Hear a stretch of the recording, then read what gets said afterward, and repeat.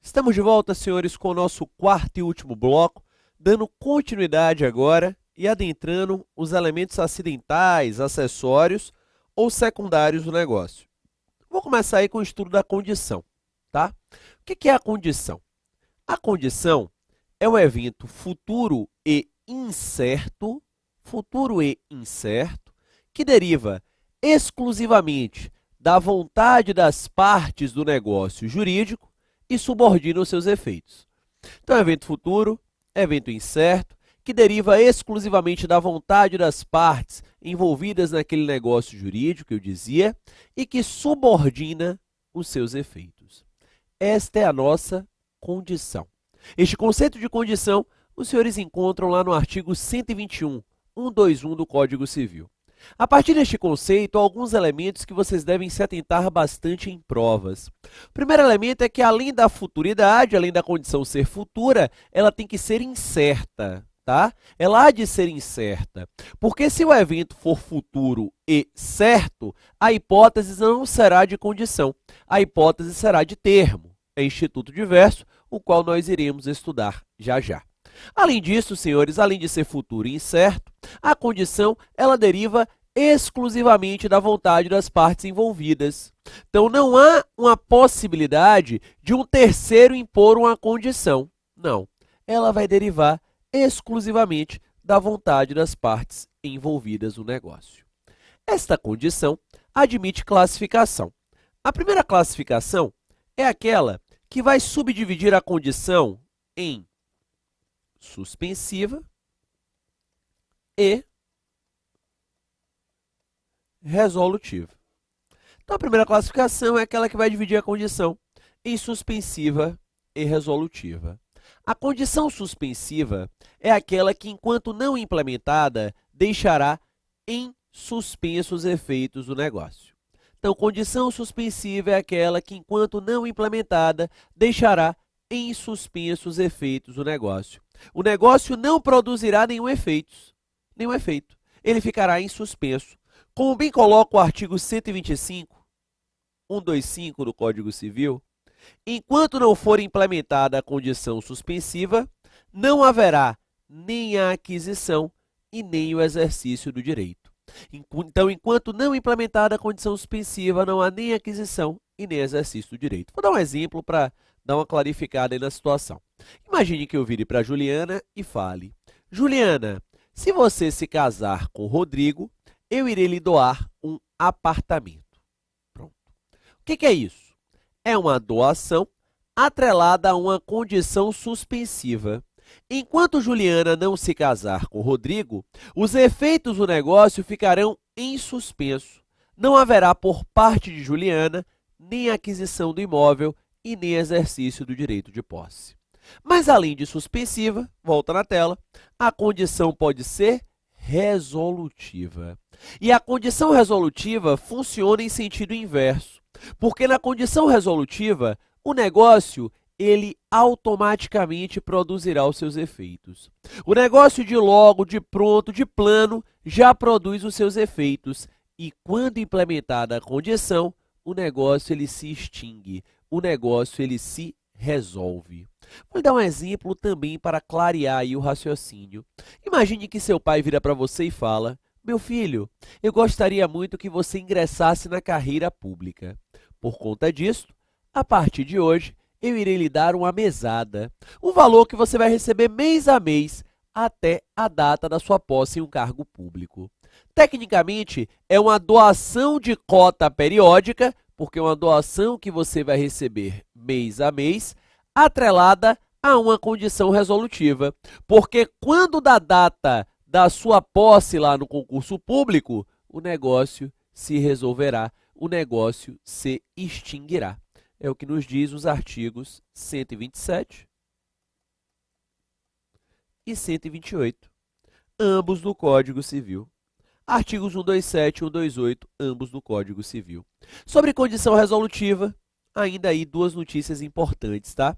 A primeira notícia é que, para que o negócio se resolva, não será necessário nenhum tipo de interpelação judicial. Não. O negócio implementado à condição se resolve automaticamente. Então, haverá uma resolução automática do negócio. Além disso, senhores, esta resolução do negócio, ela terá efeitos ex nunc, não retroativos. Ela tem efeitos ex nunc, não retroativos. Será dali para frente. Então, ela tem efeito ex nunc, efeito não retroativo, vai ser dali para frente.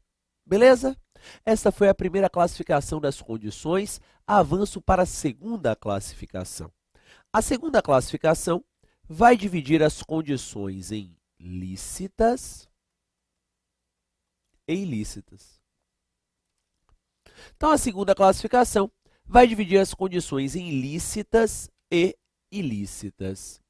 O artigo 122, 122 do Código Civil, na sua primeira parte, traz o comando geral.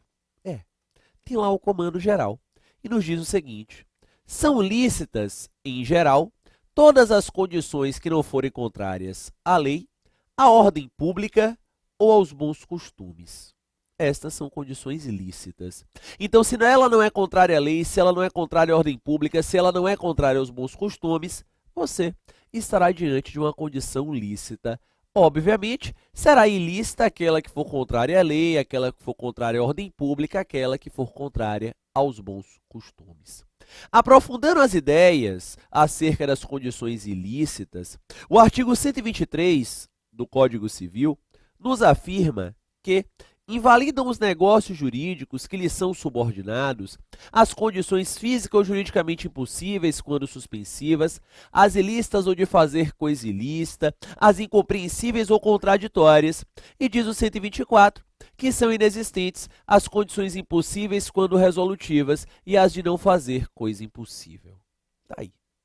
Estas são as ideias básicas entre as condições ditas lícitas e ilícitas.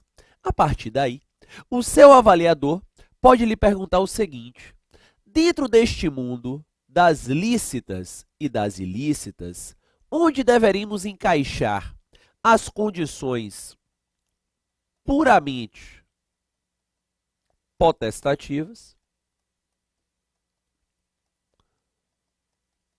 condição puramente potestativa, que sua prova também pode chamar de arbitrária, e aquelas denominadas como simplesmente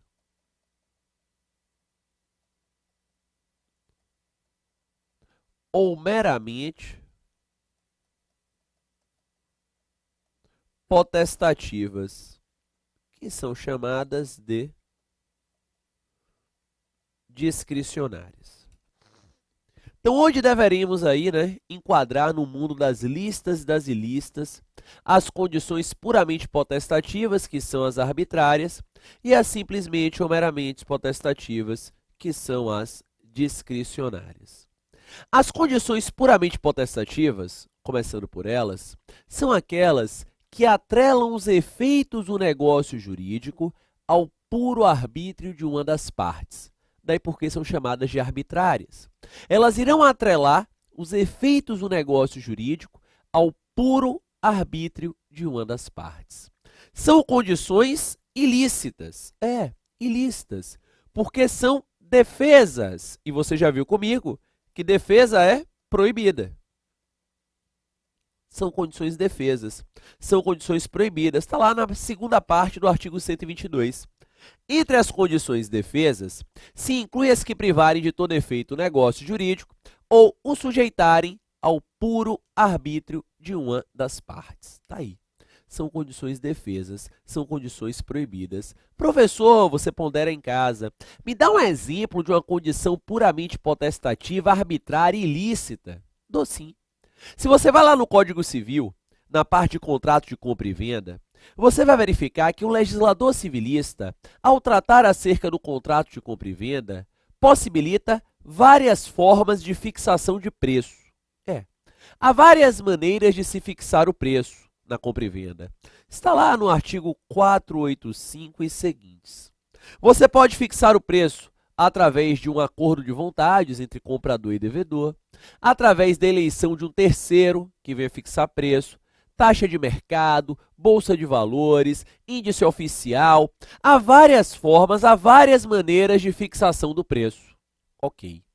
Todavia, nos diz o artigo 489, será nula, repito, nula a compra e venda, cuja fixação do preço fique ao puro arbítrio de uma das partes.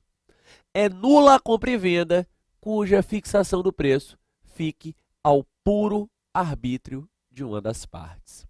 Muita gente boa não entende esse artigo. Professor, eu jurava que na compra e venda, quem fixava o preço era o vendedor. Não, está errado.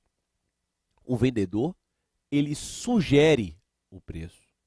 O comprador poderá concordar ou não concordar com aquele preço. E se não concordar, não haverá compra e venda. Há uma mera sugestão do vendedor. Para que haja compra e venda, tem que existir a concordância do comprador. E no Brasil é muito usual que o comprador não acorde, né? Não concorde de cara, que esse comprador pichinche, que faça uma contraproposta, dê aquela chorada até fechar o negócio. O que proíbe o Código Civil, portanto, é que, por exemplo, eu assine um contrato de compra e venda contigo e reste lá estabelecido, reste lá entabulado, que eu darei o preço ou você dará o preço e que a outra parte será obrigado a aceitá-lo.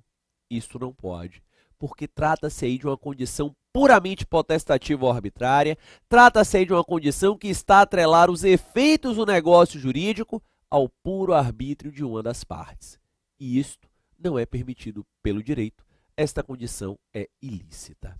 Mas além das condições puramente potestativas, volta comigo na tela, eu tenho as simplesmente ou meramente potestativas, que são chamadas de discricionárias. São as discricionárias e estas atrelam os efeitos do negócio jurídico a um fator externo. Estas irão atrelar os efeitos do negócio a uma circunstância externa, a um fator externo. Por exemplo, as Olimpíadas, irão acontecer este ano aqui no Brasil, lá no Rio de Janeiro. Imagine você que um patrocinador vira para o César Cielo, nadador, e fala: Cielo, se você obtiver o ouro olímpico, eu irei lhe pagar uma bonificação. Eu irei lhe pagar uma bonificação, vou lhe fazer uma doação de uma bonificação, vou lhe dar um prêmio. O que é isso? É uma doação atrelada a uma condição simplesmente ou meramente potestativa. Obter o ouro olímpico não depende apenas do Cielo. Não, há uma conjunção de fatores. Obviamente que é uma grande e maior parcela de contribuição do Cielo. Mas, amigo, se ele se machucar, já era. Se ele no dia acordar resfriado, pegar uma virose, tiver zika, né? Nunca se sabe, já era. Então, há aí uma circunstância exterior. Esta condição simplesmente ou meramente potestativa, ela é lícita, ela é possível ao direito. Já a puramente potestativa é ilícita, ela é proibida pelo direito. Ok, gente? Beleza? Vencemos então a classificação das condições. Acerca destas condições, puxem aí duas observações importantes no material de apoio de vocês. A primeira observação já está aí, o artigo 130, o qual nos informa que o titular do direito eventual é o direito sob condição, seja suspensiva ou resolutiva, ele poderá praticar atos de conservação do direito. Ele poderá, então, praticar, sim, atos de conservação do direito. Lembra daquele exemplo da condição suspensiva? Juliana, se você se casar com Rodrigo, eu irei lhe doar um apartamento. É uma doação sob condição suspensiva. Está atrelado ao evento futuro e incerto, casamento de Juliana com o Rodrigo. Ok. Neste caso, se antes de Juliana se casar com Rodrigo, alguém invadir o imóvel, Juliana já poderá praticar atos visando a conservação do seu direito, porque Juliana é titular de um direito eventual. Ok? Segunda observação importante, artigo 129 do Código Civil. Artigo 129 do Código Civil. O artigo 129 do Código Civil nos informa o seguinte: se aquele a quem favorecer a condição maliciosamente, maliciosamente implementá-la, a condição será tida como não implementada. Se aquele a quem maliciosamente beneficiar a condição, beneficiar a condição, maliciosamente implementá-la, então se aquele a quem beneficiar a condição, maliciosamente implementá-la, ela será tida como não verificada, como não implementada. Imagina, Juliana lhe dou um apartamento se você se casar com o Rodrigo. Juliana maliciosamente se casa com o Rodrigo só para receber o apartamento e depois divorcia. Caso eu consiga comprovar que esta conduta de Juliana foi maliciosa, que ela implementou a condição tão somente porque a condição lhe beneficiava, essa condição é tida como não implementada. O inverso também vale. Aquele que maliciosamente obstar uma condição que lhe desfavorecer, então aquele que maliciosamente obsta a condição que lhe desfavorece, terá, neste caso, a condição como implementada. O inverso também é verídico, o inverso também vale. Aqui, senhores, é um princípio geral do direito, né? Que é aquele princípio da própria torpeza, não é verdade? Não dá para o cidadão maliciosamente implementar uma condição só para ter o crédito, ou maliciosamente travar aquela condição para que não tenha o débito. O direito não pode suportar essa torpeza. Seguindo aí. Segundo elemento acidental, acessório ou secundário é o termo. E o que é o termo? O termo é um evento futuro e certo. Termo é futuro e certo. Enquanto a condição é futura e incerta, vimos há pouco, o termo é futuro e certo. Este termo, em uma primeira análise, será inicial. E esse termo inicial é chamado de termo aquó também. Termo inicial ou aquó é aquele que marcará o início do exercício de um direito. Então, termo inicial ou aquó é aquele que marcará o início do exercício de um direito. Perfeito. Imagine que eu comprei um imóvel na planta e ficou acertado que o imóvel será entregue no dia 10 de dezembro. 10 de dezembro é o meu termo inicial. Ele vai marcar o início do exercício do direito. Mas olha que interessante. Esse termo inicial, portanto, ele suspende o exercício do direito, mas não impede a sua aquisição. Não. Ele suspende o exercício, mas não impede a aquisição. Veja você, eu já adquiri o imóvel, já paguei por ele. Eu só estou sem o exercício. É o que nos lembra o artigo 131. Termo inicial suspende o exercício, mas não a aquisição do direito. Claro, eu já comprei o imóvel já é meu, eu só não tenho lá o seu exercício. Mas além de inicial, o termo pode ser final. E o termo final, também chamado de adquem, ou se você preferir, de adquem, é aquele que marca o término do exercício de um direito. É o prazo final. Observem vocês que termo é elemento acidental, acessório ou secundário. Pode ter, como pode não ter, claro. Mas, se acaso estiver presente e se manifeste em termo inicial e termo final, o lapso de tempo entre eles será chamado de prazo. O lapso de tempo entre eles será chamado de prazo. E o prazo será contado aqui na forma do artigo 132 do Código Civil. Prazo, eu dizia, será contado aqui na forma do artigo 132 do Código. Exclui o primeiro dia, inclui-se o último dia, meado é sempre dia 15 e assim por diante. Ainda no que diz respeito ao termo, lembro aos senhores, artigo 133, que, na hipótese de testamento, o termo se presume em favor do herdeiro e, na hipótese do contrato, o termo se presume em favor do devedor. Então, no caso do testamento, presume-se o termo em favor do herdeiro. No caso do contrato, presume-se o termo em favor do devedor. Professor, por que é importante que eu venha a saber em favor de quem se presume o termo? Porque esta pessoa que é titular do termo que poderá abrir mão dele. Essa pessoa que é titular do termo que poderá abrir mão dele, poderá renunciar a este termo? Lógico, claro. Imaginem vocês a seguinte situação.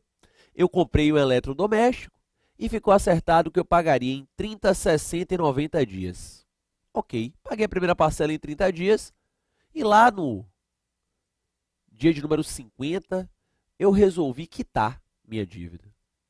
Fui lá na loja e disse, ó, ficou acertado que eu pagaria em 30, 60 e 90, mas quero quitar. Posso? Posso. Porque eu sou devedor e o termo presume-se em meu favor. E se ele presume-se em meu favor, eu querendo, posso renunciar a este termo e quitar com a minha obrigação. Ok, gente? Beleza? Pois bem, vencido o termo e seguindo ainda nos elementos acidentais ou acessórios, olha lá, nós temos o último elemento, que é o modo ou encargo. Modo ou encargo. O que é o modo ou encargo? O modo ou encargo é um ônus que há de ser cumprido pela parte para que tenha um benefício que entenda superior. Então, o modo ou encargo é um ônus que há de ser cumprido pela parte para que tenha um benefício que entenda superior. Este é o nosso modo ou encargo. O clássico exemplo aqui é o exemplo que diz respeito às doações modais. Doações modais porque trazem consigo uma contraprestação. Imagine você que eu viro para Juliana e falo, Juliana, lhe dou o meu carro. Desde que você, Juliana, me leve e me busque no meu trabalho por 2 anos inteiros. É uma doação com modo ou encargo. Há um ônus. Juliana, para que tenha o bônus, carro, há de cumprir o ônus, me levar e me buscar no trabalho por 2 anos consecutivos. Você está diante aí de uma doação onerosa de um negócio com modo ou encargo.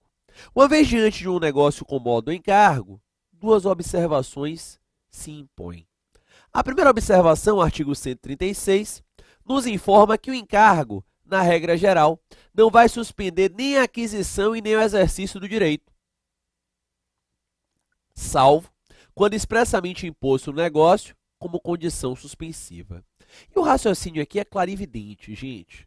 O raciocínio aqui é clarividente, o raciocínio aqui é sensitivo. Por que o modo encargo não suspende em regra nem a aquisição e nem o exercício do direito? Porque perceba, para que Juliana cumpra com encargo, ela tem que estar com o carro em mãos. Para que ela, Juliana, me leve e me busque no trabalho por 2 anos inteiros, o veículo tem que estar na mão dela. Então não dá para suspender a aquisição no exercício do direito, porque se ela estiver sem carro, ela não tem como cumprir o modo encargo. Olha o segundo exemplo. Lhe dou o meu apartamento, desde que meu filho resida contigo até atingir a maioridade civil. Aí. Para que meu filho resida com você até a maioridade civil, você tem que estar com o apartamento na mão. Não há como o modo encargo, em regra, suspender a aquisição ou exercício do direito. Ok. Segunda observação importante, artigo 137. Considera-se não escrito o encargo ilícito ou impossível, salvo se constituir o motivo determinante da liberalidade, caso que invalidará a todo o negócio jurídico. Imagine que eu viro para você e falo assim, ó, lhe dou o meu carro, desde que você transporte cocaína para mim por um ano inteiro. O fato gerador dessa doação é que você transporte cocaína para mim por um ano inteiro. Este modo de encargo, amigo, ele é ilícito ou impossível e, neste caso, ele vai invalidar a todo o negócio jurídico, porque foi o fato gerador do negócio. Ok?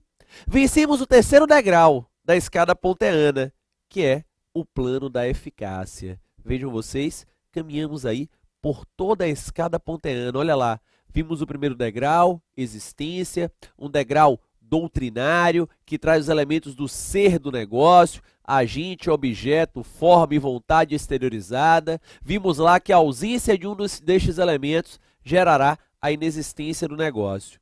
Subimos então a nossa escada para o segundo degrau, que foi o degrau da validade, que trabalha com o juízo de adequação, um juízo de pertinência.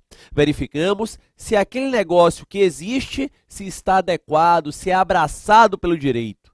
E adjetivamos então o plano da existência. Vimos ainda qual é a consequência da invalidade. Estudamos as invalidades absolutas, as invalidades relativas, o princípio da conservação dos atos. E após estudarmos as validades, vimos então os efeitos, a eficácia do negócio jurídico e os elementos acidentais, condição, termo e modo ou encargo. É hora de seguirmos adiante e ainda dentro dos negócios jurídicos, nos dedicarmos às suas regras interpretativas. Vamos conversar agora sobre a interpretação do negócio jurídico. Se você verificar o Código Civil, fizer a leitura do Código Civil, você vai observar que o Código Civil em nenhum momento abre um título, um capítulo para tratar lá das regras interpretativas do negócio. Não, não há. Não há no Código Civil nenhum título, nenhum capítulo que trabalhe, eu dizia, com as regras interpretativas do negócio. A doutrina, porém, vem sistematizando o tema a partir de comandos doutrinários e a partir de alguns artigos esparsos do Código Civil. E então a doutrina traz uma sistematização das regras interpretativas do negócio. E é sobre isso que nós iremos conversar a partir de então. A primeira regra interpretativa é chamada por muitos de regra de ouro. É a regra de ouro que é a nossa boa-fé. A boa-fé liga-se à ética, a boa-fé liga-se à probidade, a boa-fé liga-se à confiança. Ética, probidade, confiança. As condutas nas relações privadas haverão de ser condutas éticas, condutas probas, condutas confiáveis. E esta boa-fé, ela se bifurca aí em duas espécies, em dois caminhos. Esta boa-fé, ela se divide em uma boa-fé subjetiva e uma boa-fé objetiva. Tem esse ideal de ética, esse ideal de confiança, esse ideal de probidade, lealdade, se subdivide aí em dois caminhos, em uma boa-fé subjetiva e uma boa-fé objetiva. A boa-fé subjetiva vem de Roma, é lá do direito romano, e do ideal de bona fides.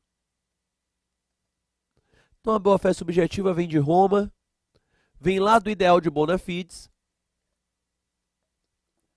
e liga-se a noção, essa boa-fé subjetiva, essa boa-fé romana, de algo interno, ligado à psique do indivíduo. É você à noite deitar a sua cabeça no travesseiro de forma tranquila. Eu sou um cara probo, sou um cara honesto, sou um cara leal, leia-se, eu tenho boa-fé subjetiva. Ok. Ocorre que o direito alemão, especificamente no seu Código Civil, BGB, pegou essa boa-fé subjetiva romana e a objetivou. A objetivou no ideal do Treuendglamber. Treuendglamber, que em bom português significa lealdade e confiança. Treuendglamber, lealdade e confiança. E o direito alemão passou a trabalhar com a tese de que não adianta apenas uma boa-fé interna ligada à psique do sujeito. Não adianta apenas você pensar de forma ética, não. Você tem que materializar isso em comportamentos. Você haverá de materializar esta sua ética em comportamentos probos, em comportamentos honestos, em comportamentos éticos. É a nossa boa-fé objetiva. O direito brasileiro, ao tratar acerca dos negócios jurídicos, lá no artigo 113, ao tratar sobre o tema contratos, que é uma modalidade de negócio jurídico, lá no artigo 122, artigo 113, negócios jurídicos, artigo 122, contratos, o direito brasileiro, ele abraça o ideal da boa-fé objetiva. Nós adotamos então a boa-fé objetiva. Acabou esse negócio no Brasil de que faça o que eu digo, mas não faça o que eu faço. Não. Você não deve apenas dizer coisas éticas, você deve fazer coisas éticas. Aqui no Brasil, a mulher de César não basta ser honesta, parecer honesta. Ela tem que ser honesta. Então temos uma boa-fé subjetiva interna que foi materializada em comportamentos, exteriorizada e adota o direito brasileiro, então, esse ideal de boa-fé objetiva. E sobre esta boa-fé objetiva, e em especial as suas funções, nós iremos conversar no nosso próximo encontro. Para você, um beijo grande no seu coração e até a volta.